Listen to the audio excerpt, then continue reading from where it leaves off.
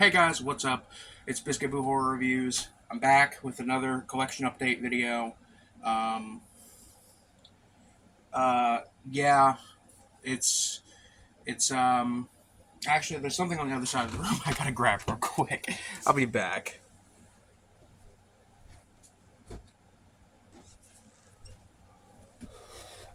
Sorry, there's one more thing that I bought that I forgot that I had over there.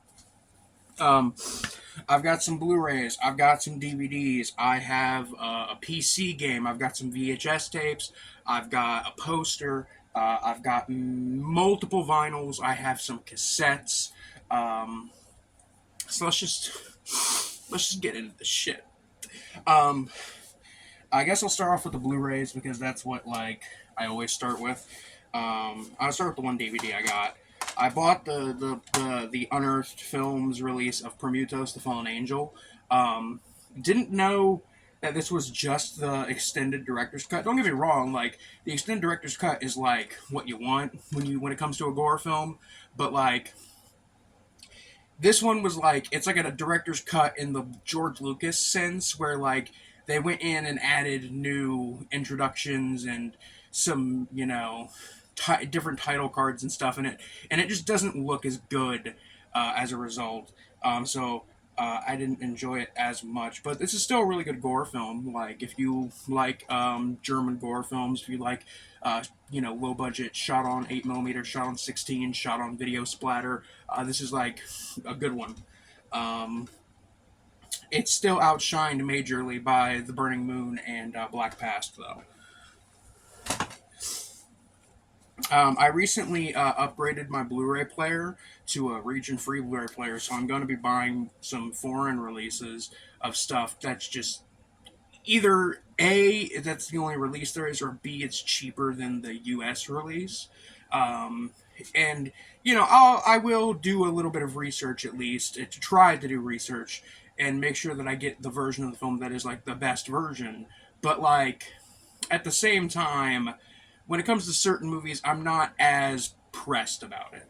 Um, Case in point being this one. This movie is like a great movie. I really like it. It's like a really good movie. People should see it. But if this isn't like the most HD version of the film, I'm not gonna be too mad about it because I paid like $10 for this. It's the Umbrella. Uh, is it Umbrella Entertainment? I think it's Umbrella Entertainment Blu-ray release of The Blob from 1988. This is I don't know what country Umbrella is because they don't have this might I don't know what country this is native to exactly, but the back of it is uh the back of it's in English, so I'm gonna assume this is um, from an English speaking country. Um, yeah, The Blob. I needed to upgrade to a Blu-ray of this because all I have is a DVD copy that's like in a 4-pack of DVDs. Which, don't get me wrong, that 4-pack is like a hell of a 4-pack. I think it also has like Fright Night on it, which is another good one that I need to upgrade to the Blu-ray of. But yeah, I figured for $10 shipped, this is not a bad get. It's definitely better than paying the $17 for the Scream Factory Blu-ray. It doesn't have all the features that the Scream Factory Blu-ray has. That I understand. But I don't care too much about the special features a lot of the times when it comes to releases. I'm mainly here for the movie, and if there's a special feature like bonus short films or something like that, I'm into it. But unless it's something that had a really troubled production or a really interesting production, I'm not too interested in the special features for something like The Blob, which was you know, like a relatively big budget production. Speaking of big budget productions, this is Toby Hooper's Life Force. This is his space vampire movie. His UK, US co-production done on millions and millions of dollars, and this has the director's cut on it, which I didn't know there was a director's cut for this film. I'm pretty sure I've seen the theatrical cut. But this is one of Toby Hooper's best movies. This is Toby Hooper playing around with big, big big boy money. And this is a really cool space vampire slash zombie movie. Um, it's very high concept for Toby Hooper, who is, usually not doing things about the end of the world. He's usually doing things about, ghosts and serial killers in Texas and you know man eating laundry folding machines, etc. Um, I got the new Criterion Blu-ray. Is Todd Browning's Sideshow Shockers, Freaks, The Unknown, and The Mystic. I have not watched The Unknown or The Mystic yet, but I'm going to eventually. I'm mainly here for Freaks because Freaks has needed a Blu-ray for a very long time, and I'm very happy that like Criterion came through for us with a Blu-ray.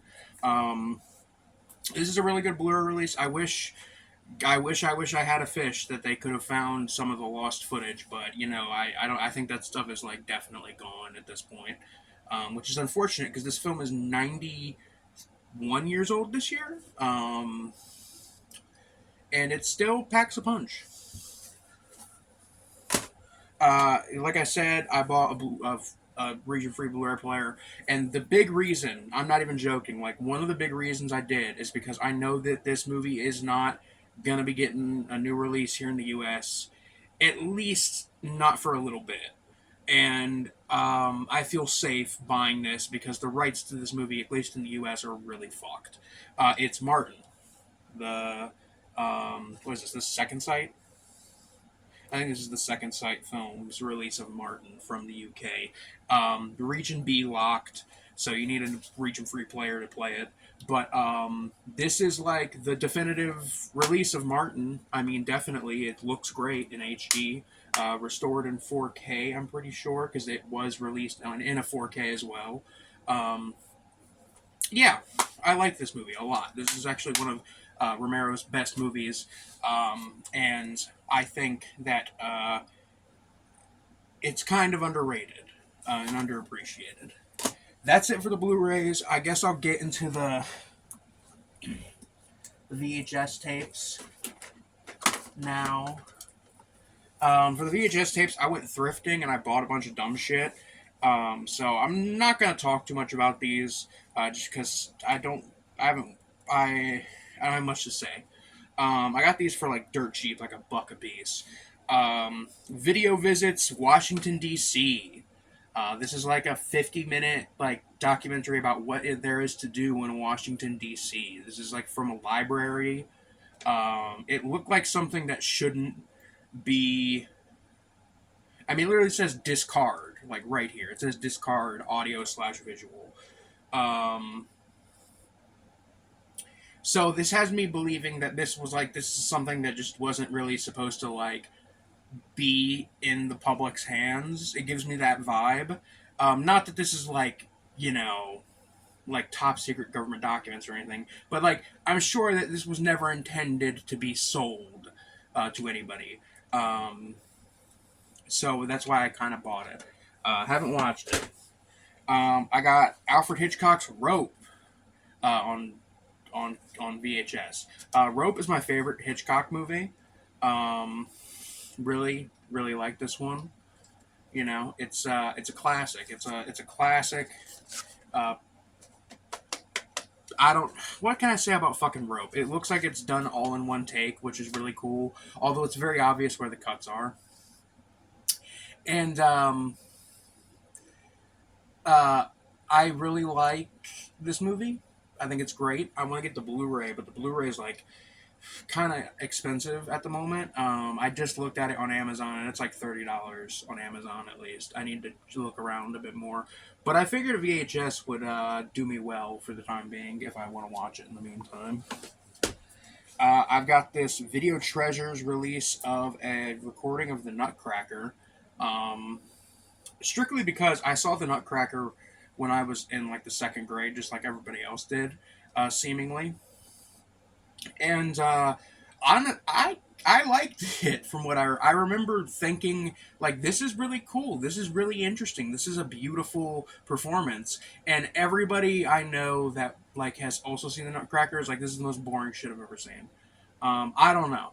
I haven't watched it since. We'll see. I guess we'll see. But I figured the holidays are coming up. This is like the perfect thing to watch. So I'm gonna watch this eventually, probably this holiday season. And then this I got. It's sealed. This is sealed, like still in the original plastic from when it was sold.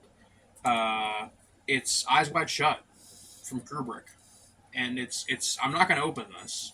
It's staying in the plastic.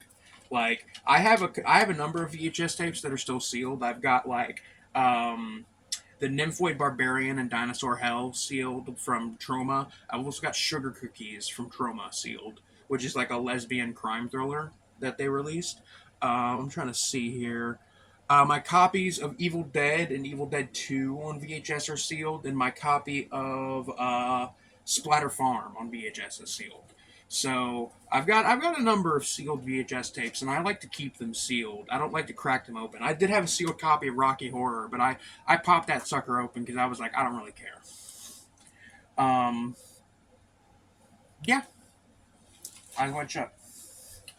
Also at the thrift store, I got this, and I bought this just because it was literally on the shelf for like $2 for like 2 bones, and I couldn't say no. It's a giant Code Red Mountain Dew cup, just a giant, um, like a giant water jug, basically. You know, I don't know how much this holds, and I don't know when this is from, but I saw it on the shelf and I knew I had to get it. And I've washed this in the dishwasher like 3 times just to be safe. So I think we're good to go. It doesn't smell weird or anything like it did when I first got it. So I think this is good to go whenever I want to use it, which is great because I did pay money for it. Um, I got a PC game. I got this um, Interplay uh, adventure thriller game, Mummy Tomb of the Pharaoh. This is like an old PC CD-ROM game.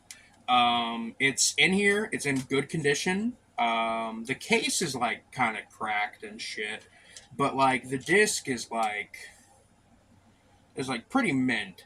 I haven't tried playing it. I've tried playing it on my new computer, but like it didn't want to play obviously because it's a computer from like 2 years ago, and this is a disc from like the year 2000. But I haven't tried it on my older computer, which isn't much older. Um, it's about 8 years old, so it's older definitely, but it has Windows 10 on it. So like, um, I so like I don't know if this will play on it or not. I might have to see. I might have to buy an old computer just to play this because this has Malcolm McDowell in it. Fucking Malcolm McDowell, man. Who would have thought? Who would have thunk it? Onto the cassettes. A few months ago, I went to a thrift store. Last time I went to a thrift store, actually, and I found a audiobook, a book on cassette, for like a for like $2. Um, it was Harry Potter and the Sorcerer's Stone. I'm not a transphobe. I don't support J.K. Rowling, hence why I bought it secondhand. But I was like, wow, I can't pass this up for $2.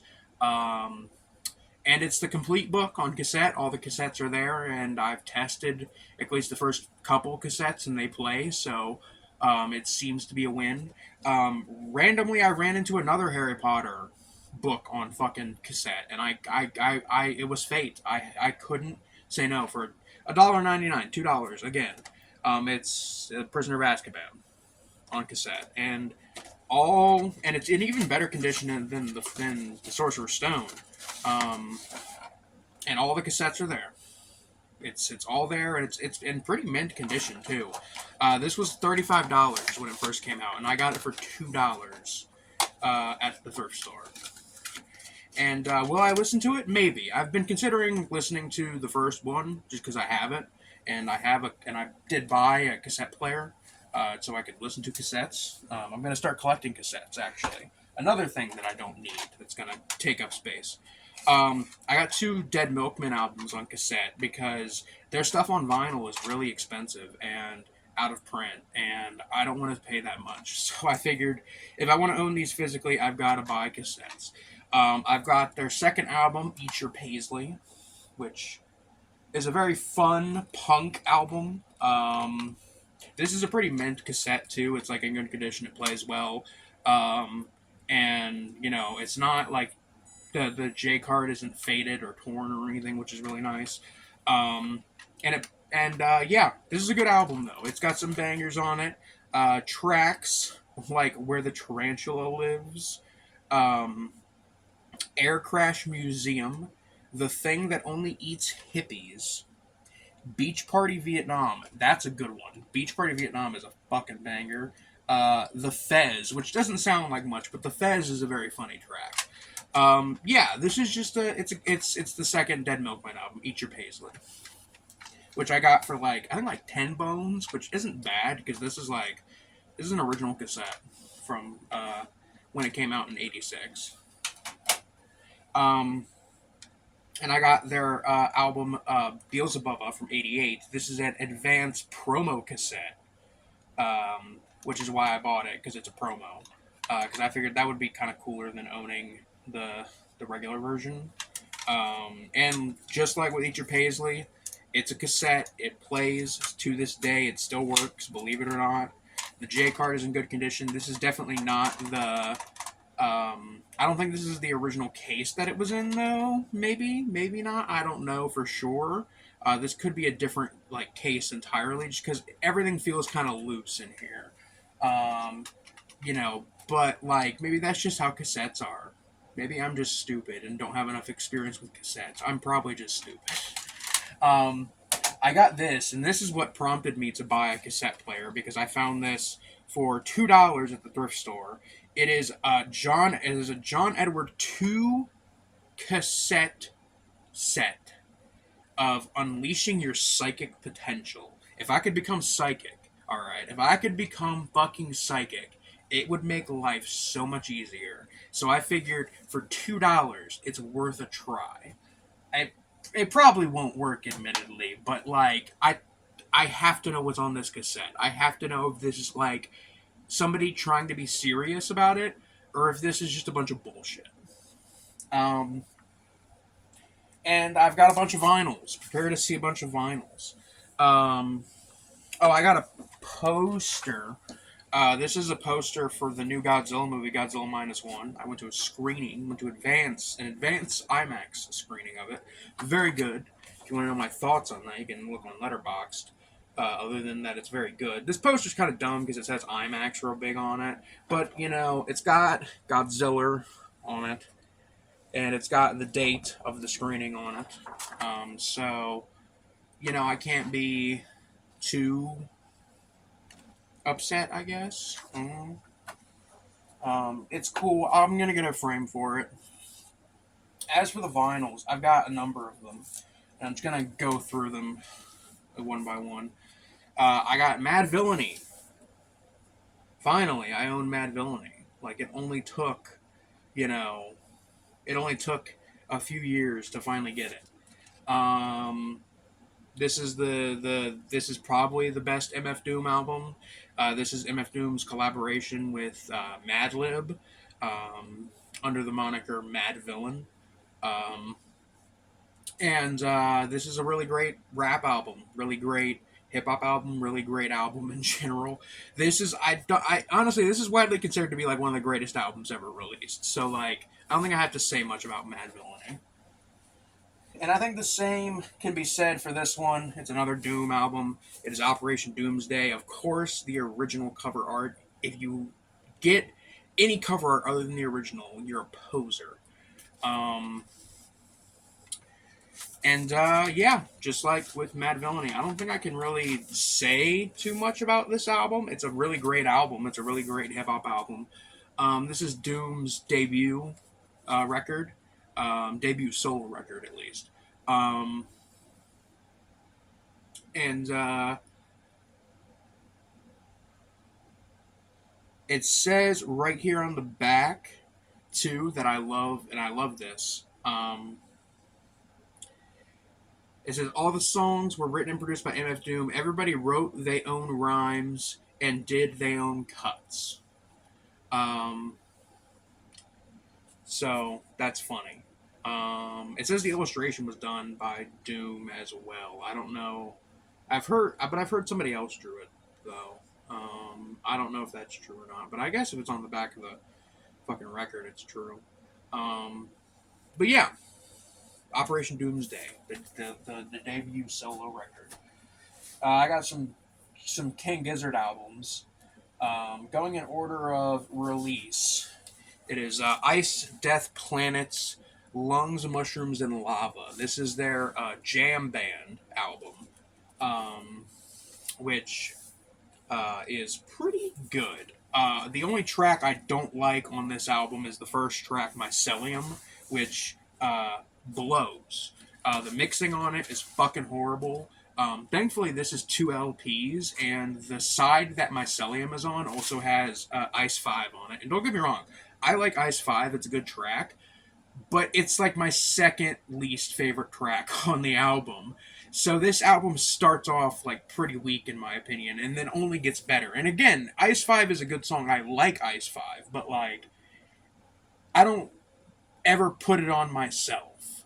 It's always something that comes on when I'm listening to my playlists on shuffle or I'm listening to just this album. But after Ice 5, it's banger, banger, banger, banger, banger. Um, so yeah, very happy this is 2 LPs just for that reason. I got their 23rd album, Changes, which I've always really liked this album cover of them at the skate park. It's very nice. And as you can see, the titles of the tracks spell changes, the first letter, and the titles of the track spells changes.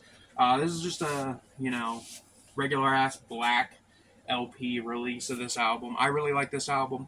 I don't know how to describe it. It's definitely psych rock, but it's got kind of it's definitely more pop tinged. But I still quite like it. Really quite interesting, quite a good album in my opinion. And we have the 24th King Gizzard and the Lizard Wizard album, their second thrash metal album, Petrodragonic Apocalypse, or the Dawn of Eternal Night and Annihilation of Planet Earth and the Beginning of Merciless Damnation. Um, this is a thrash metal album. This is a thrash metal concept album. Um, Essentially about the Earth becoming polluted because of people driving their cars and just pollution in general, and it causing a massive storm, which then requires us to come together and ask witches to stop it, which then ends up summoning dragons, which then take over the earth, is what I've been led to believe that this album is about. Very fun stuff. Good thrash. If you like thrash, this is a good thrash metal album. Speaking of good albums, we got another one here.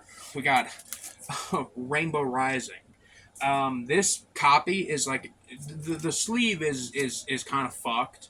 It's got some damage on it. It's kind of torn at the seams and got a little bit of water damage on the inside of the gatefold, which is unfortunate. So you cannot keep the LP inside the sleeve without taping it back together, and I don't want to tape this thing back together. It's kind of on its last leg. But the cover itself is mint, which is very nice. So I'm happy about that. So I will just be keeping the LP in its inner sleeve on its side, so that way dust does not get into it. In here, like this. But the LP itself is perfect mint condition, plays perfectly, not even any noise on this bitch. I love it. I found this for like $15 at the store, and I thought this was kind of a steal for 15 bones. It's a colored green vinyl. It's the original soundtrack to How the Grinch Stole Christmas. I'm not a big Christmas guy, but How the Grinch Stole Christmas is like kind of a classic, and it stars Boris Karloff, and his voice is on this record. Um, and it's quite literally just like just straight up. I haven't listened to it yet because I've been waiting until it gets closer to Christmas because I want to listen to this with my family. Actually, my family, I bought it. My family was like, we have to listen to that together. So I haven't listened to it yet, but I'm assuming from what I understand on the track list by reading the track listing here, um, this just seems to be like the audio for the most part from like all the major narration portions and all the music from it. Um, so yeah, this is probably just the audio from the 30-minute special, considering this is an LP which can hold 30 minutes of audio. Um, Not just 30 minutes; it can hold 30 minutes on each side. Actually, I think about 30 minutes. Um, Speaking of audiobooks, I bought this. It's an LP of Edgar Allan Poe. It is The Telltale Heart and the Cask of Amontillado. I hope, I'm sure that's mispronounced, but there's some fuzz on this one, some noise, but it plays pretty well. The narration is nice, and it's each story is on each side of it, which is nice. They're both very short. This is just kind of a nice little piece to have, for like Halloween. You want to listen to something spooky?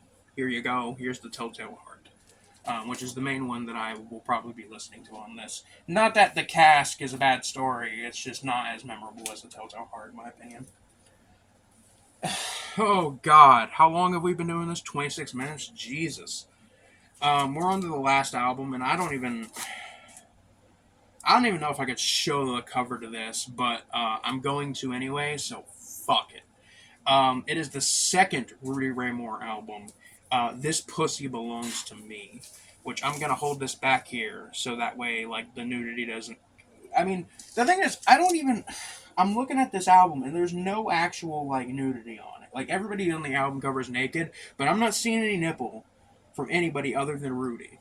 Um, so, and I'm not seeing any bush either. So, and this was the '70s, mind you. So there would be bush. Um, what am I talking about? Uh, Rudy Ray Moore comedy album. Who doesn't want a Rudy Ray Moore comedy album? I mainly bought this one because A, it was cheap, and B, this album specifically has the signifying monkey on it, which is like my favorite Rudy Ray Moore bit. And it's probably one of his only like legitimately really funny bits. Like, don't get me wrong, I love Rudy Ray Moore, but his comedy is just, I love pussy and my dick is big over and over and over again.